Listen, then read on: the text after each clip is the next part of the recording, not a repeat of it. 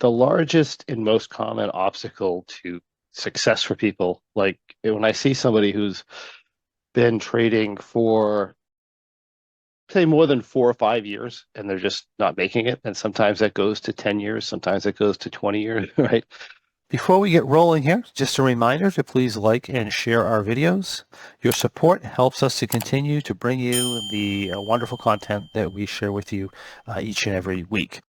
It's the most common problems we have is something called results-based confidence fluctuations. So your confidence level is going to determine the types of decisions that you make. And what a lot of people tend to do is they're going to come into the business and they're going to not really understand what the heck they're doing, and they're going to do something and they're going to get some sort of a result. And the natural human condition is if you do something and the result is good, you do it again. If you do something and your result is bad, you don't do it again. Unfortunately, in trading, that is going to stop you from being profitable.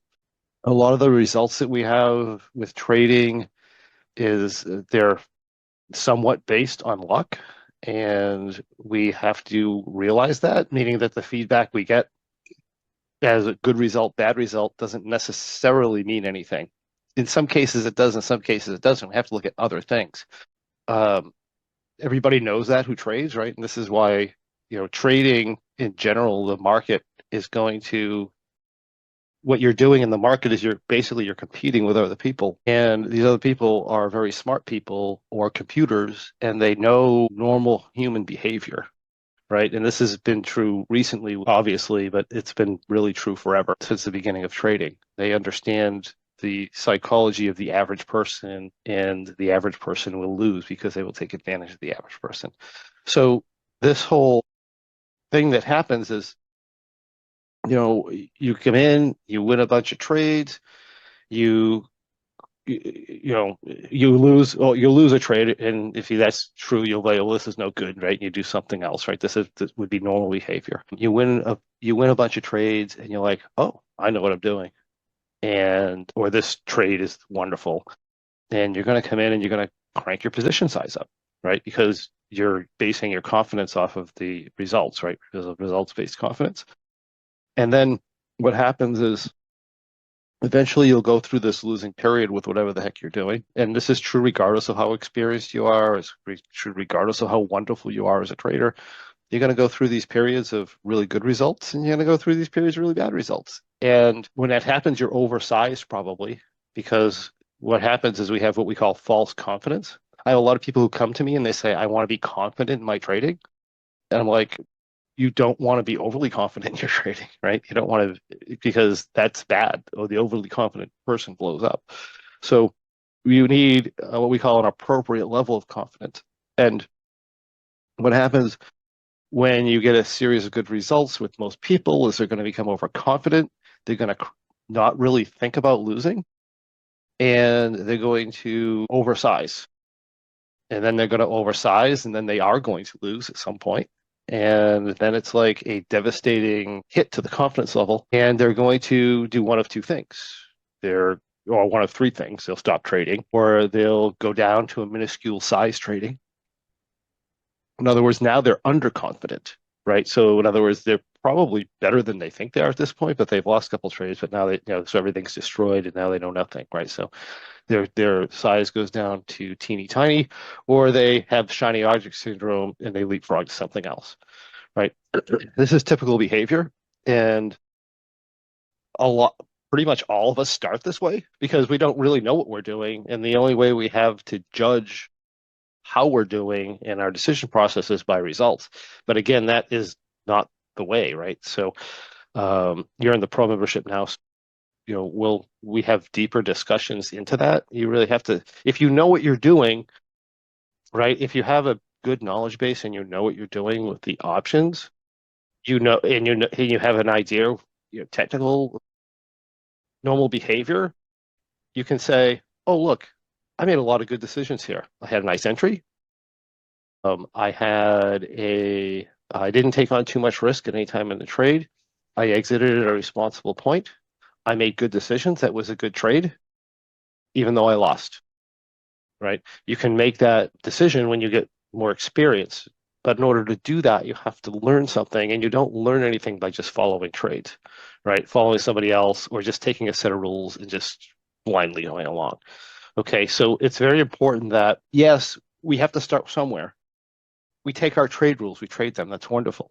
So we have to start somewhere, but it's important that we not focus so much on the results, but rather focus on whether or not we're making good decisions, right? Because the opposite can also happen. I can have this fantastic win in my trade, and I could make some and during that trade, I could have taken on a stupid amount of risk that would have blown me up, but I just happened to go in the right direction, right? So, and then that's like reverse learning. That's because, look, I won, I did the right thing. So the brain automatically goes to, I won, I did the right thing, but you didn't do the right thing. And if you gain confidence off of that, now my system works because I was right on the edge and boy, it came back, right? And I have this big win. So now you're like, you have this false level of confidence.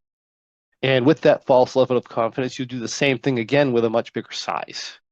And the next time it may not go that way, right? And I've seen this happen over and over again. I've been doing this for almost 20 years now with people. So this is just an underlying theme that we see. And I just wanted to go over this because, I just kind of got the feeling from your message that you've been doing this a little while and you've probably had some challenges and you're not alone, right? This a lot of people have this. So you're asking about future path. And, my thing with everybody is that I know you can make money in the market.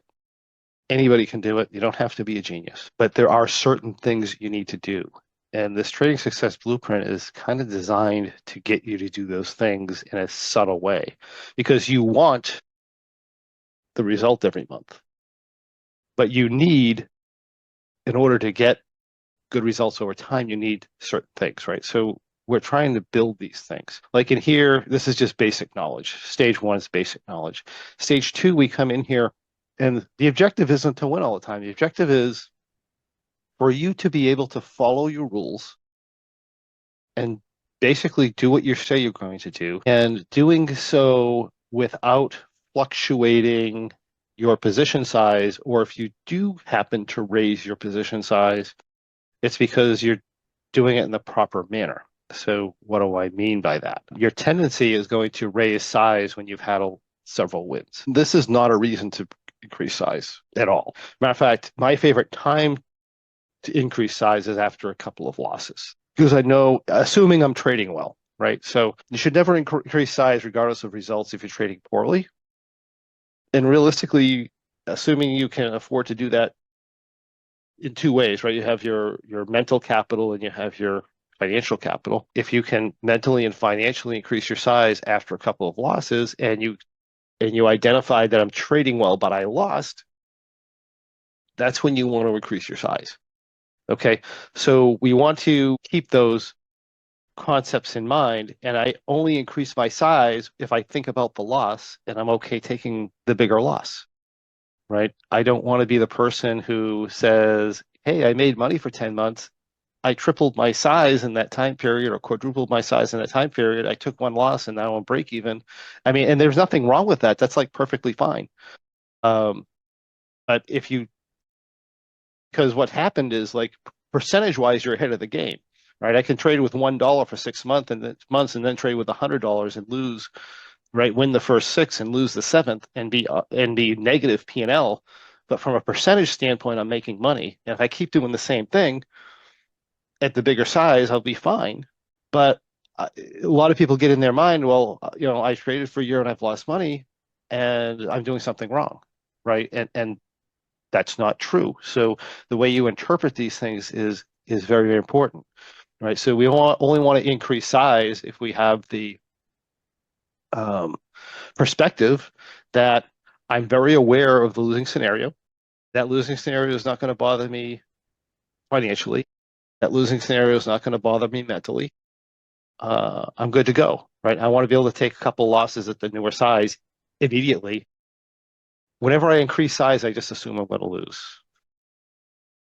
because because I don't want to be in this starry-eyed mode, thinking, looking at, oh, look how much money I'm making, because that's just going to lead to a problem later on. So we want to make sure we're doing that.